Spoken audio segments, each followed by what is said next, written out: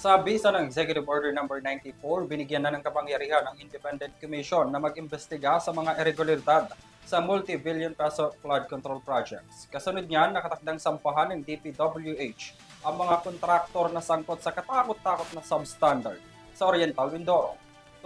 Tungayan ang balita mula kay Criza Lopez. Kasunod ng pag-issue ng Pangulo ng Executive Order No. 94 sa pagbuo ng Independent Commission na mag-iimbestiga ng mga katiwalian sa Department of Public Works and Highways, sa loob ng lumipas na 10 taon, tiniyak naman ni Public Works Secretary Vince Dizon ang kanilang buong pagsuporta at pagtulong sa komisyon. Katulad ng pagbibigay ng mga kinakailangang dokumento na nagmula sa iba't ibang district at regional office sa buong Pilipinas.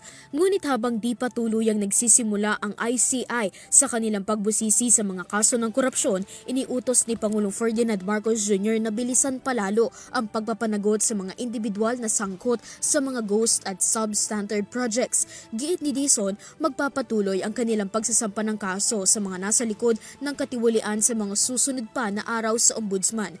Ready tayong mag-cooperate na, pero sa Independent Commission on Infrastructure, pero hindi pa rin tayo titigil sa mga susunod na araw at susunod na linggo sa ating pagpa-file ng mga kaso sa Ombudsman. Matapos makasuhan ang mga sangkot sa mga ghost projects sa Bulacan, handa na rin kasuhan ng bagong liderato ng DPWH ang mga opisyal at kontraktor na sangkot sa mga palyadong flood control project sa Occidental Mindoro sa susunod na linggo, araw ng Miyerkules. Pagbabahagi ng kalihim, sasama si Oriental Governor Romerlito Bons Dolor sa paghahain ng kaso sa mga individual. Si Governor Bons Dolor, at in-inform ko na siya, at siya po ay nagsabi sa akin na sasama daw po siya sa pag-file ng kaso sa Miyerkules. Makikipag-ugnayan na rin si Secretary Dizon sa Anti-Money Laundering Council o AMLAC para talakayin ang posibleng freezing na kalaunan ay pagkumpiska sa ari-arian ng mga sangkot sa katiwalian. Importante po ito,